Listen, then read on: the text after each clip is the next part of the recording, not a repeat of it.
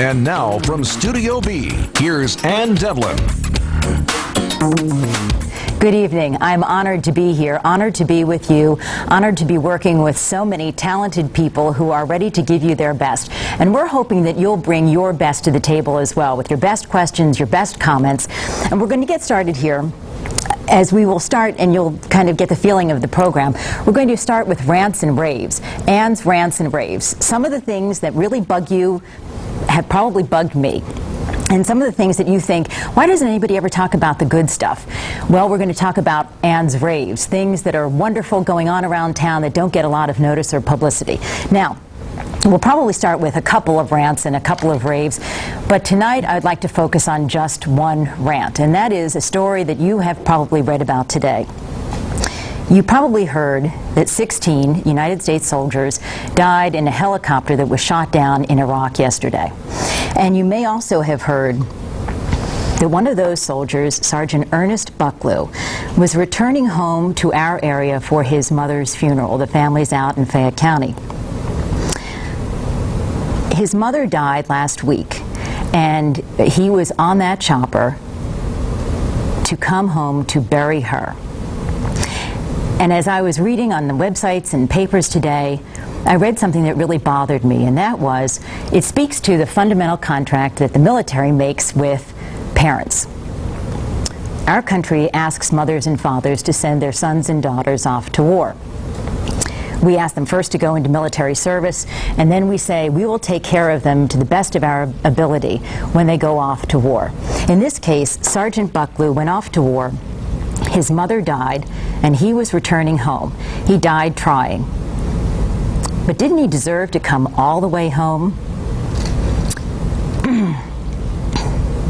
Apparently, what happened was that the military promised that they would get him home to his base in Colorado. And after that, he was on his own to get himself and his family back here to our area to bury her. How can that be? I mean, really, every mother and father out there, can you imagine that? And how much worse could it be for a family to, this week, bury both a mother and a son, and have in the back of their mind the idea that the military would not make sure that, in fact, the son could come home, that his airfare, his family's airfare, their transit back to our area would be assured. Seems kind of unthinkable to me. I don't know how it could be the case. We're looking into it and we're making some calls. We'll tell you more as we go along. Our condolences go out tonight to the Bucklew family. And I will tell you, if we learn anything about any kind of a fund that is set up for the children of Sergeant Bucklew, I think that's the least all of us could do. Now, we also said that we'd be talking about some raves.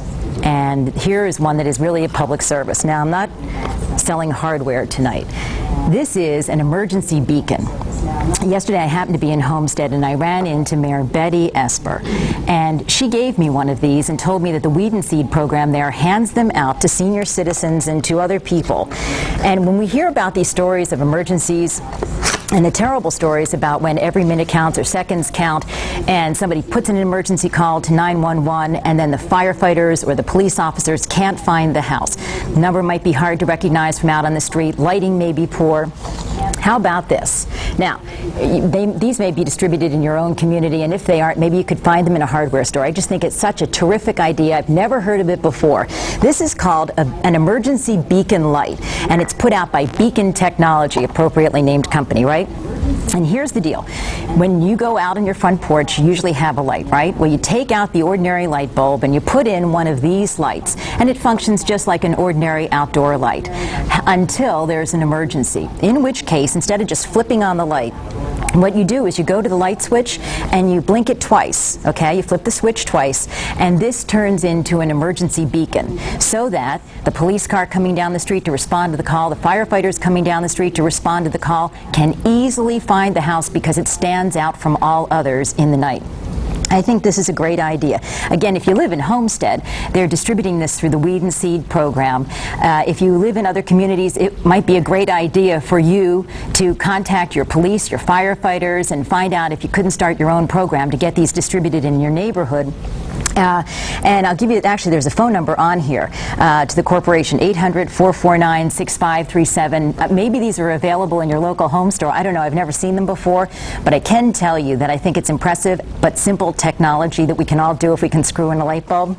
So, congratulations to Mayor Betty Esper in Homestead and the Weed and Seed program for keeping all the folks who get these light bulbs a little bit safer. Now, on to this evening's show. We're very grateful on a very important night to have two gentlemen with us. They are running for county executive. Dan Honorato, the challenger, Jim Roddy, the incumbent. And tonight of all nights to have them here, well, we're very honored. We're coming back with them in just a moment, and a little bit later in the show, Forbidden Pittsburgh returns to the stage in Pittsburgh, and we're going to have a musical number from the troupe to close us out. We'll be right back. Transportation for Night Talk is provided by Star Limousine Service, the highest quality vehicles and the most professional service. Call 724-776-0044.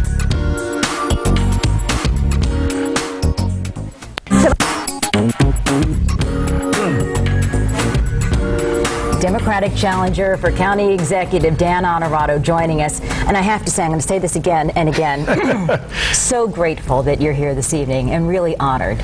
No problem. It's a good way to end the campaign. But I'm going to ask you the first irreverent question. Are you awake? Yes. When you get to this point in the campaign, it's pure adrenaline. You've been campaigning for 12 months. You can see the light at the end of the tunnel. Tomorrow is the last day. What else would you be doing if you weren't here? You mean if I wasn't campaigning? You'd be out campaigning tonight. Right, like last stop. This is my 5th stop tonight. So that's what we do. It'll be another stop if I wasn't here. And tomorrow morning starts? The polls open at 7, so I'll be running around 6 o'clock getting ready for the polls to open, and we'll go until 8 o'clock when the polls close. Do you believe anyone is undecided tonight? I'm sure there's some undecided. People that maybe have been following it, but maybe not real closely, and they wait till Election Day to focus in on what they're going to do. So I'm sure there's some undecided. Not many. I think the vast majority of voters have made their mind up.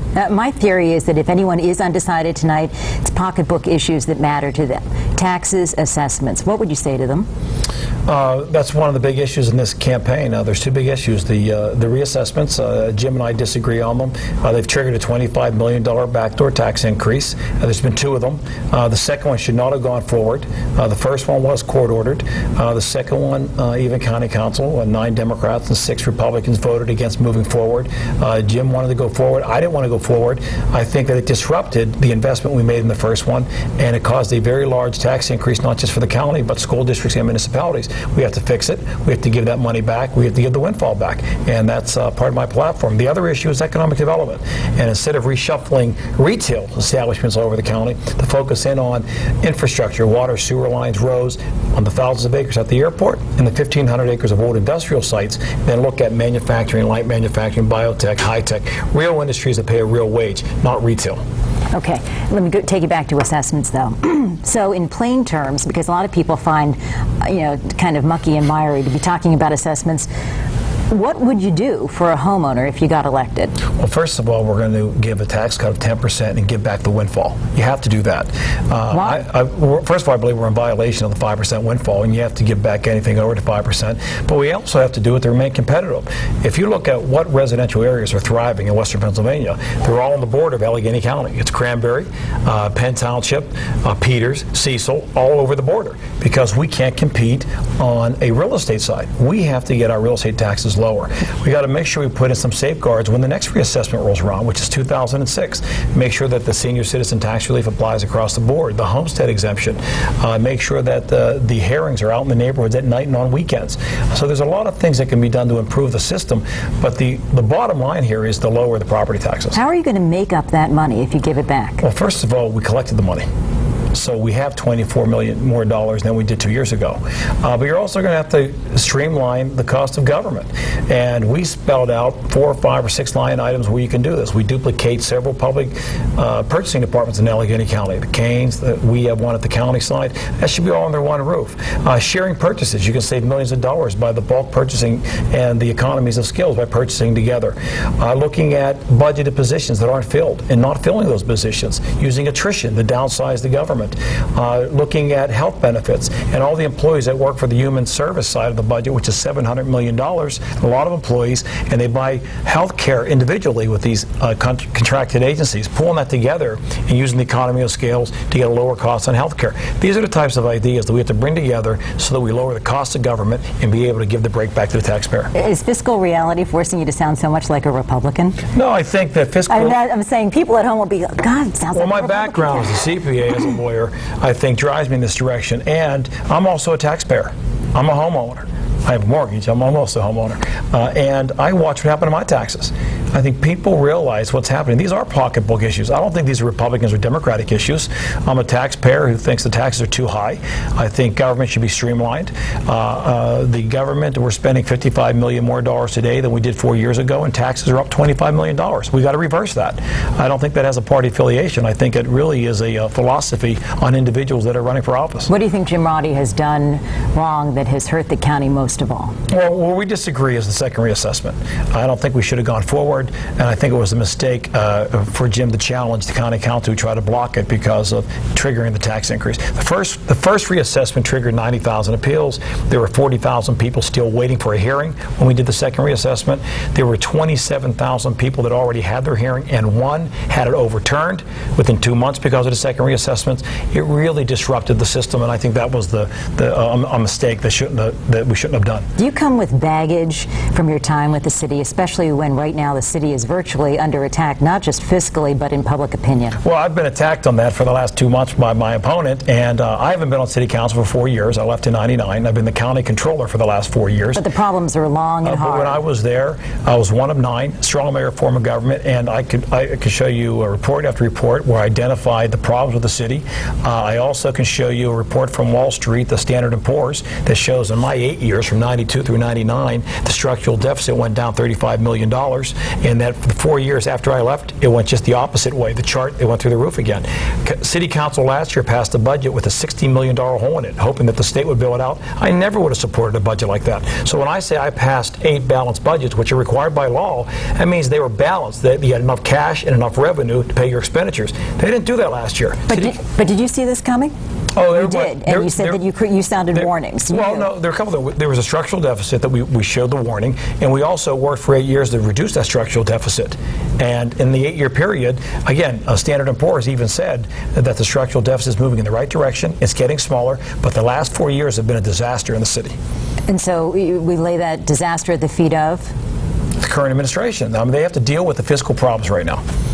So what's the responsibility of the county when the city's going south? That's a different fiscally? issue. The golden opportunity with this crisis is to eliminate the duplication of services, where you have the city and the county both providing public works, the law department, economic development. If we can consolidate 2 offices into one and provide the services more efficiently at a lower cost to both the taxpayer in the county and the taxpayer in the city, that makes sense. And that's what I'm pushing for. That's what I think the oversight committee from the state is going to push for, and that's what we got to keep the pressure on, eliminating wasteful spending. When we come right back, I want to ask you about true metropolitan government and complete merger. My theory being that perhaps the greatest anxiety when that talk arises is when people start thinking about emergency services being provided to them. If the mergers would be to continue beyond There's a bigger anxiety than that. Administration. Back, well, there's a tease for you, and from the candidate. Back in just a moment, Night Talk.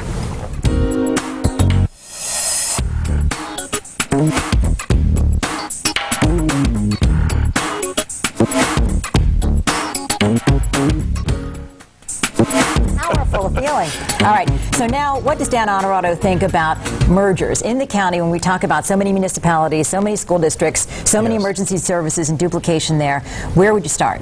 Well, you start with the city and the county right now because that's where the crisis is, and there's a lot of duplication between the two. You eliminate as many of the duplicated services, purchasing being a classic example because it doesn't require bodies. You're talking about economy of scales of purchasing, getting the bulk purchases and lowering the cost. Let's get on to the tough stuff, though. So then you go on to the departments we mentioned before. You can look at economic development, public works, public safety, 911, those types of issues. And over a 2-year period, you can use the retirement, the attrition, and downsize some of these departments if you're going to consolidate. But that's where the true savings is, because you're eliminating administrative positions, because you have 2 administrations, 2 departments, you only have 1, and then you provide the service. If the city and the county can do this successfully, the services, then you can possibly look at the Louisville model, where you leave the municipalities alone, but the city and the county try to team up and do as much as they can together.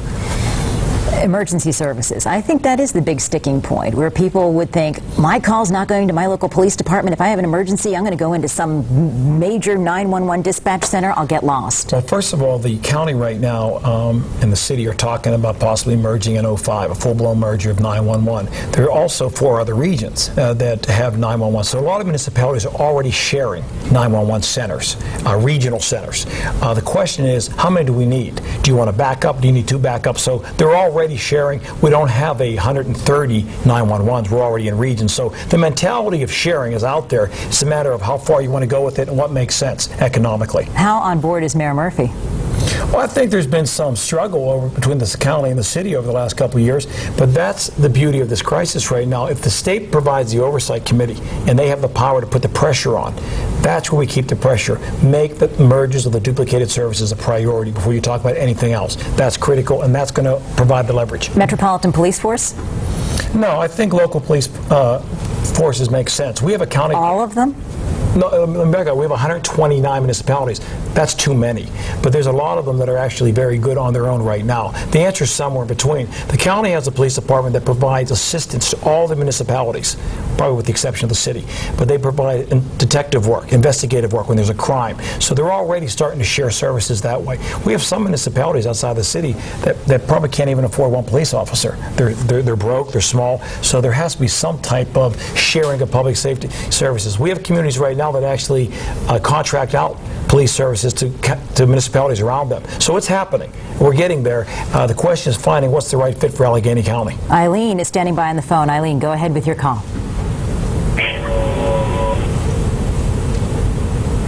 Let's try again. Eileen? Yeah. Go ahead. Hi, Eileen. Hi, I just wanted to say to Dan, first off, you definitely have my vote. Thank you. I am a young professional in Pittsburgh. I'm 27. I want to know what you plan to do to retain and also attract more young professionals into the city. Okay, I'll give you my quick answer. If you want the long one, please go to my website, danhonorado.com. We have a youth paper there. Well, our papers are there. But a couple things. One, we want to change economic development and really take advantage of the universities, Pitt, CMU. We're in the top 5% of federal R&D dollars, but we're in the bottom half of keeping those spin-off companies here. We don't have the right venture capital. We're going to put the right venture capital in place. Early money. But how does a politician do that, or an elected official do that? We have money already at the county. We have venture capital money. We have investment money, but it's based on the old economy. It's rethinking the money that we currently have, how we spend it. So it's not raising more taxes, it's not bringing in more money. It's our current capital budget. Also getting young people on the boards, making sure they sit on the airport authority, the port authority, community college, having a stake in the system, getting their ideas. But when we talk about the universities, in addition to the venture capital, having the incubator space, clean rooms, wet rooms for the industries that need it, hooking up the business manager with the idea person to take it to a for-profit, we can really nurture these companies like Boston, Baltimore, Cleveland, California. They all do it. We have to get in the game and make this region competitive again for young people. We have economic development entities right now. Where do you believe they fail? Well, but you want to create it. No, I want to put them all under one roof. We already have it.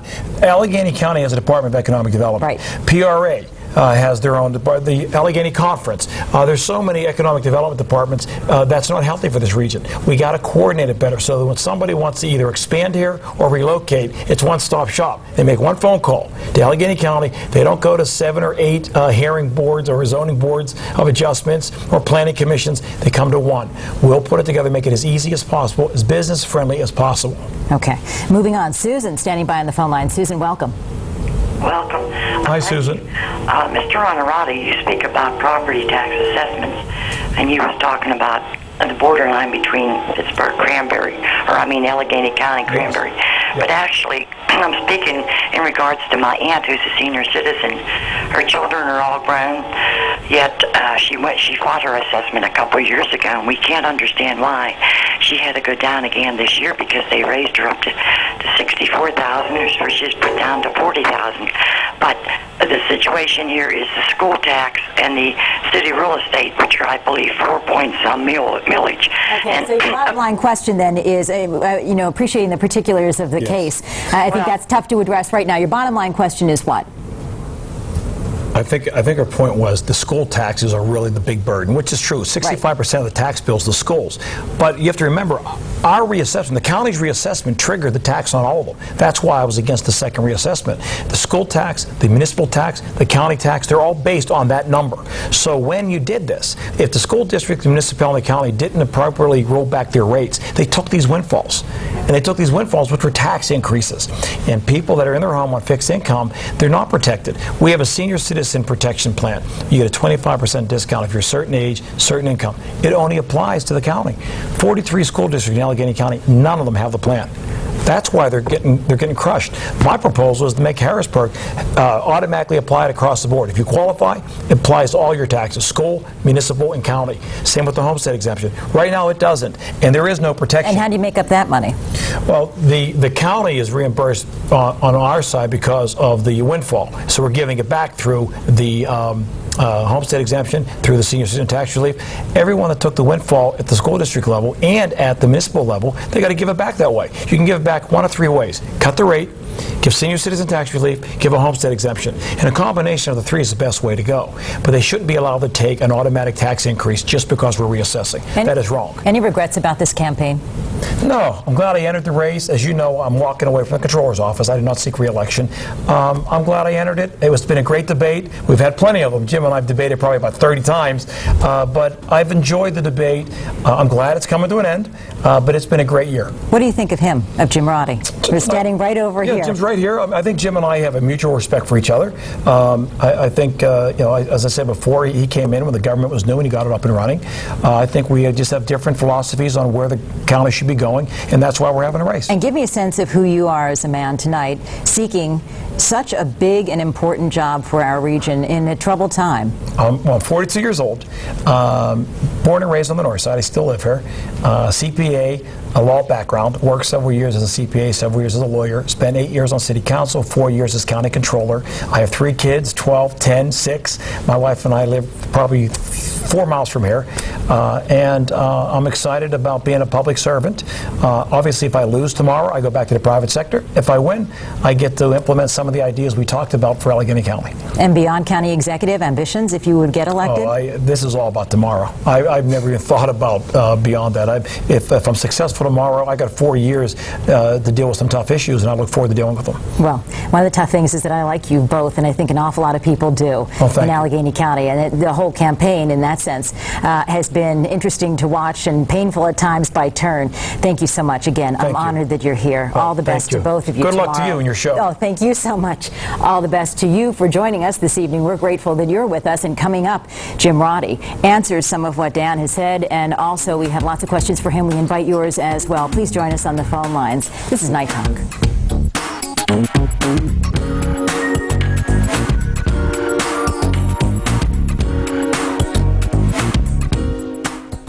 Moment with incumbent County Executive Jim Roddy, and your calls as well. This is Night Talk.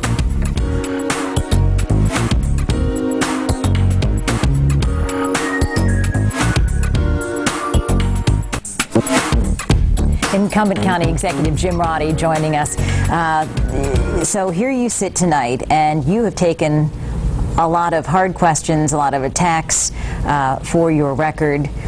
So let's go to assessments, because I do believe that tonight money might be an issue for anyone who is undecided. What would you say to defend what you did in the second reassessment, specifically that? Well, the second reassessment is ordered by the courts. This is nonsense that we could have avoided that. The judge said once those assessments were certified by the assessment board, we were going forward with them. It didn't matter whether the council voted for it or against it. He was going to order it going forward.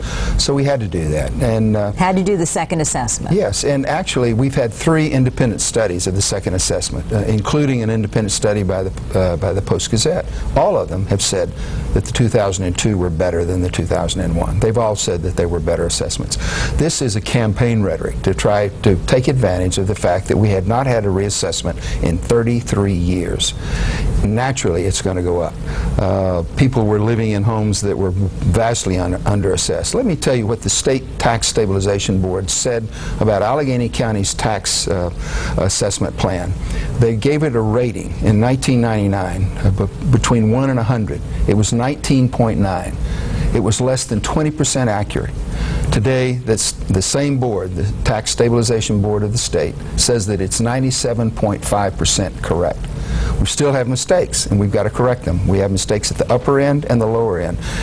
We went through a reassessment that should have taken 5 to 7 years. We did it in 2. For the court to have ordered it done that quickly, and for me to inherit that, come into office, my first time in office to inherit something like that, was very difficult.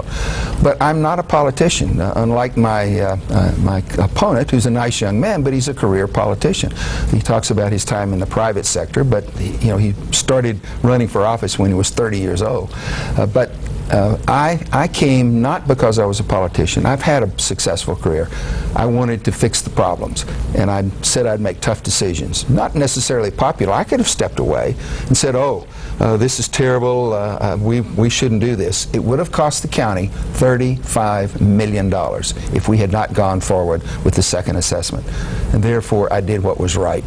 And because of that, I've got the endorsement of the Post-Gazette, the Tribune-Review, the Pittsburgh Courier, all of the people that really watch this and pay attention to what's happening. But you knew this was going to stick as an election issue when you saw all those screaming people at all of those reassessment hearings, furious with what had happened. So now, that's history, but let's go forward. So suppose you get reelected. What can any homeowner in Allegheny County count on for you to deliver for them? They can count on me, first of all, keeping the county very fiscally strong. We've come through the most difficult economic times we could possibly have had. And the county raised its reserve fund. We had a profit every year. We put that money into an account that's a reserve fund. We've had an improvement of our bond rating. Our budgets have really been balanced, not the way the city had their fake balanced budgets, but we had real balanced budgets for the last 4 years. Now we're in a position to help the city.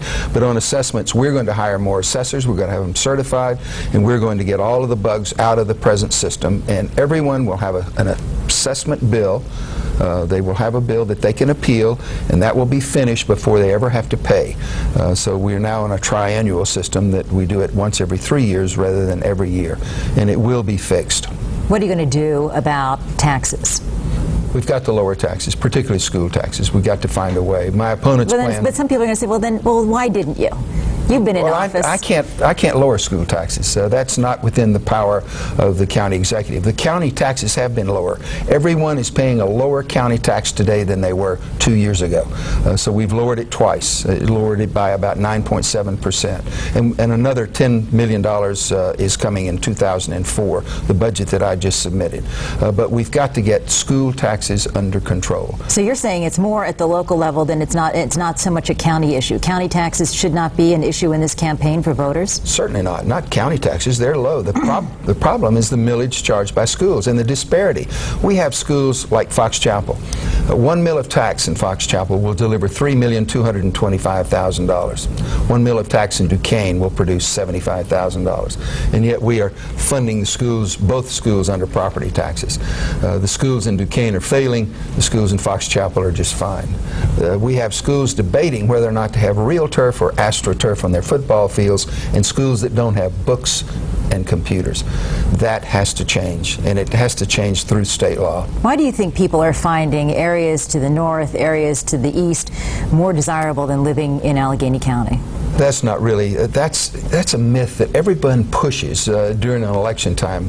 Home sales in Allegheny County are on an all-time high. Every urban area, the perimeter... Where are those growth areas, though? Well, they'll always grow. In every urban area that happens. You can go to any city in America in the outlying suburbs, the taxes are always lower than the core. And that is what people say, though. Why did they move out? Taxes. And they can get a bigger house. They can get a bigger house, cheaper. And get more house for Right. the money, but not only lower taxes, but many of those people are paying higher sewer rates, higher water rates than they would be in the city also. But it all evens out. But most urban areas, the cost of living in an urban area is more expensive than if you move out. And the further out you move, the less expensive it is. That's true all over the United States. Does that indict the county in any way, though, that you can't keep these people? I mean, here we're talking about how do we keep young people here and not getting them to move across the country. The area has to be exciting enough, vibrant enough that regardless of what they have to pay, they want to live here. And we're beginning to see that now. Look at the South Side Works. I don't know if you've seen those. It's going to be very exciting. And look at Station Square and the differences that they have made. But what we really need is to create jobs. And we've got a three-part program that will do that.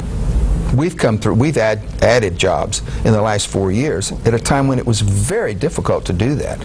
In the worst economic times that you could have, the city of Pittsburgh, through the 90s, when Dan Honorado was a city councilman, he says, he did everything right. He certainly doesn't take any blame at all for the debacle at the city.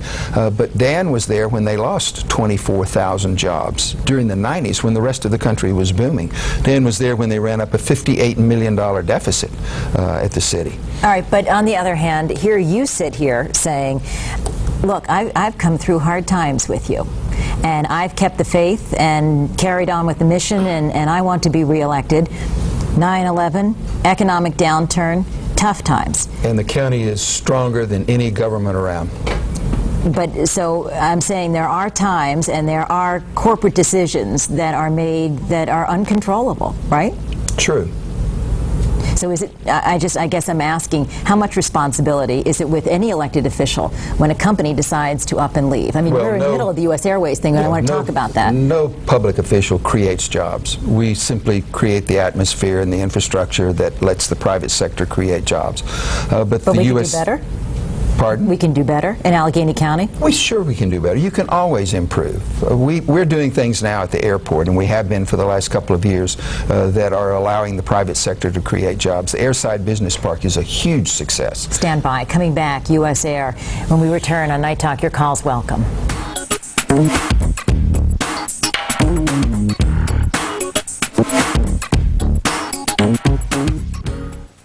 Republican incumbent, Allegheny County Executive Jim Roddy, standing for re-election tomorrow against Dan Honorado. U.S. Air. So you've been at the table, you see where this is right now. Where do you think it's going? Well, U.S. Airways is going to have a very difficult time surviving as a standalone airline as they are presently constituted. They are losing between $100 and $200 million a quarter, and I don't really see anything on the horizon that would indicate that air travel for that kind of flight, very expensive flights, is going to pick up. The old system airlines.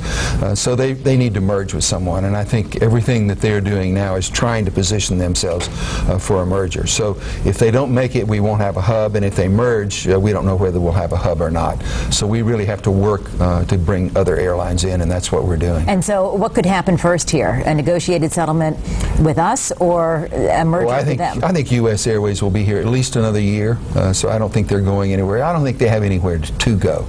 I think a lot of that was just bravado. They were trying to force us to lower cost. We're going to lower costs, but not just for U.S. Airways. We're going to lower costs for every airline that flies into Pittsburgh. The people who are saying that they want to bring in these smaller airlines, the question then it becomes, do they, as a group, then help to drive U.S. Air out?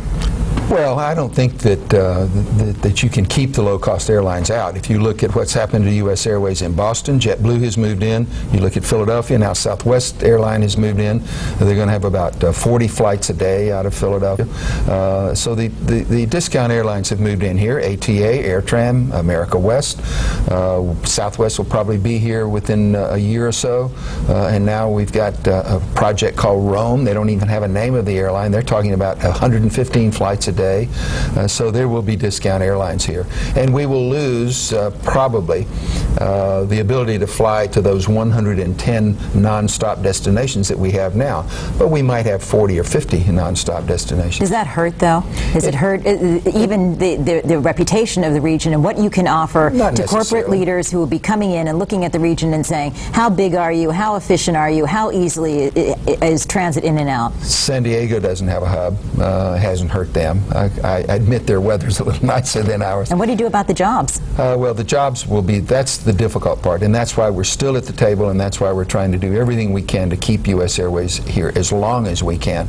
But some of the other airlines will add employment. The new airline that's talking about creating here and putting their headquarters here will have over 2,000 employees. Sandy on the phone line joining us this evening. Go ahead, please, with your question. Hi, Mr. Roddy, I just wanted to ask you, I think you already touched on it, about the negotiations with the U.S. Airways. Well, Sandy. Very good. Thank you, Sandy. Okay, I think we're done. Moving on, Valerie, go ahead, please. Yes, Mr. Roddy. Yes. Do you realize that because of the increase in real estate taxes, that some of us are getting hit with a alternative minimum tax put on by the IRS? Well, I got hit with $1,400. My husband's at a second job right now, and he has a master's degree. And I also have a job. I have 3 children.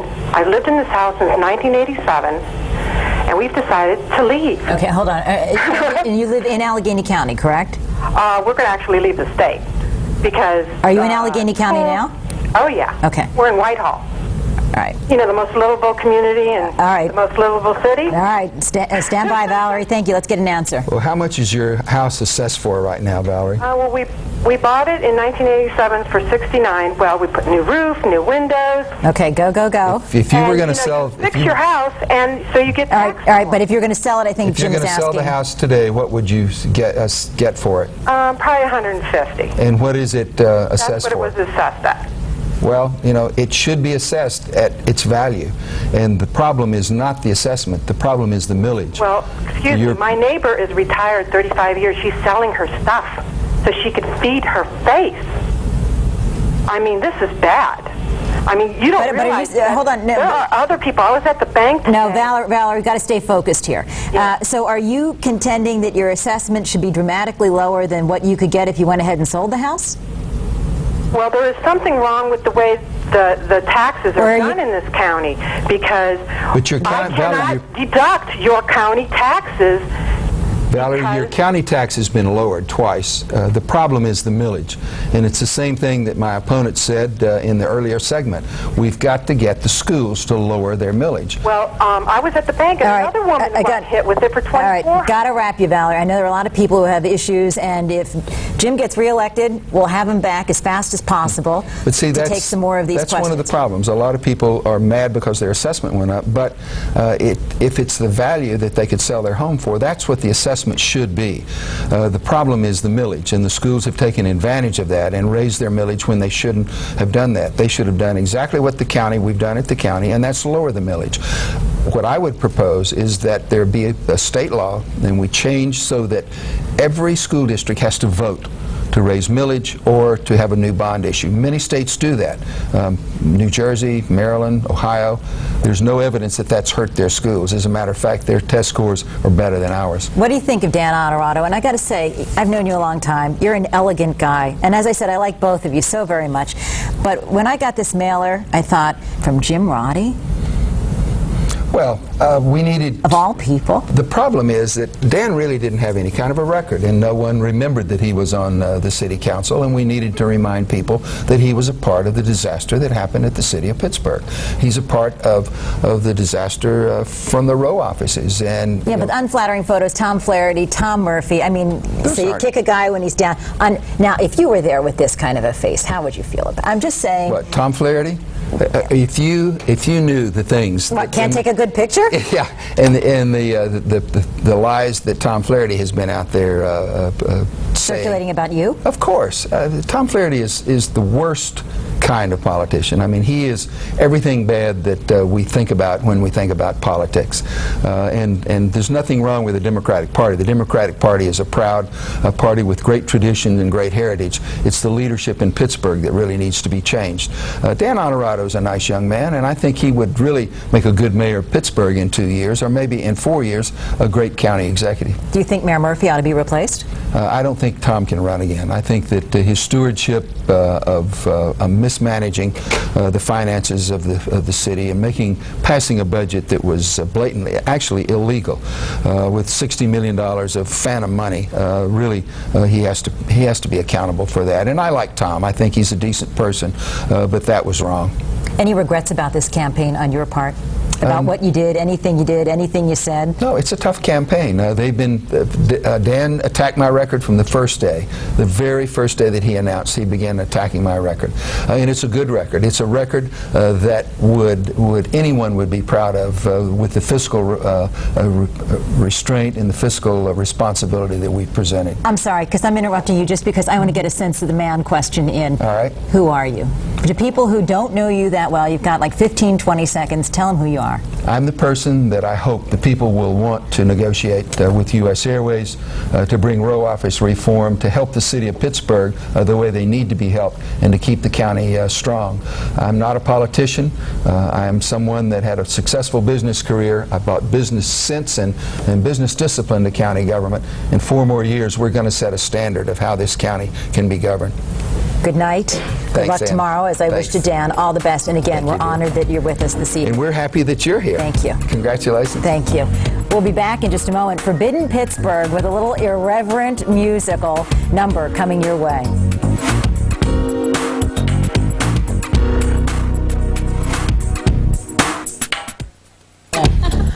I always wished I could sing. Can't. Maybe can't even talk. But joining us, part of the cast of Forbidden Pittsburgh. I am so glad Joe DeLeo has brought Forbidden Pittsburgh back to Pittsburgh. And a great honor to Don Braca that you would do this. And I know that's in your heart as well. Here on set, real quickly, we have Megan Lloyd, Abby Murphy, Elizabeth Matthews, and they are here to sing a number for us, sharing just a small touch of the irreverence that comes with the tradition of Forbidden Pittsburgh. The number is called City in the County. I'm standing back here. Go ahead, girls.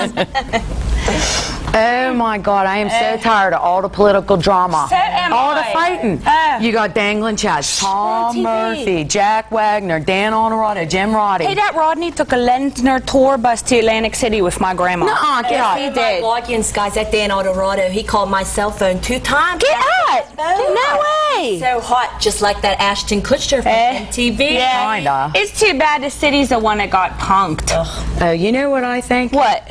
The city and the county should be friends. You're so right. Yes, the city and the county should be friends. Yeah. The county's budget's balanced, yet the city's like 40 million debt. But that's no reason why they can't be friends. Yeah.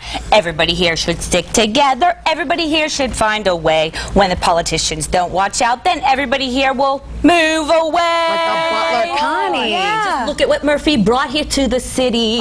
We've got Lazarus and Lord and Taylor stores. Wow. We saw the tax-free loans. Now what a pity. They're both about to board up all their doors now. Oh, that's real good. The city and the county should be friends. Yes, the city and the county should be friends. The county's budget's balanced, yet the city's 40 million debt. But that's no reason why they can't be friends. Everybody here should stick together. Everybody here should find a way. When a city fires all its cops, the people in the suburbs stay away. Well, they're like scared. Our convention center takes us to the heights now. Conventioneers are lining up for us. But U.S. Airways says they're pulling flights now. So how are they going to get there? On a bus? I don't know. The city and the county, they're always in a fight. But the city and the county, they are us. Oh, everybody here should stick together, hand in hand and friend to friend. Everybody knows whatever happens, we're all gonna get it in the end. Congratulations. Fighting words from the candidates, and then we've got some fighting words for all of you. How does it feel to be bringing this degree of irreverence back to a Pittsburgh stage? We're so excited. Great, yeah. It's a great time to do it. And some of the other things that you take on in this show? Well, Mayor, U.S. Airways. There's a couple things, but it's all fun. Everybody should come see it, and we guarantee a good time. It really is fun. number. And it's a great pierogi number. We needed that. And it's on the Gateway Clipper, Fridays and Saturdays, and we're running through November, and we hope to even extend it beyond that. Well, so please come. We are so grateful, and we have a phone number that we will share with you, and it is to call for tickets 355-7980. Listen to their voices even talking. Is that just absolutely amazing? Thank you all for joining us. Not easy to sing in this way without the full cast, but we were thinking that it would be a fun way to close out an election eve. It just seemed like it met and meshed, and well, we're glad you're here. Thank you so much. We're honored for that as well. And we want to thank you so much for joining us. Night Talk, and we will be back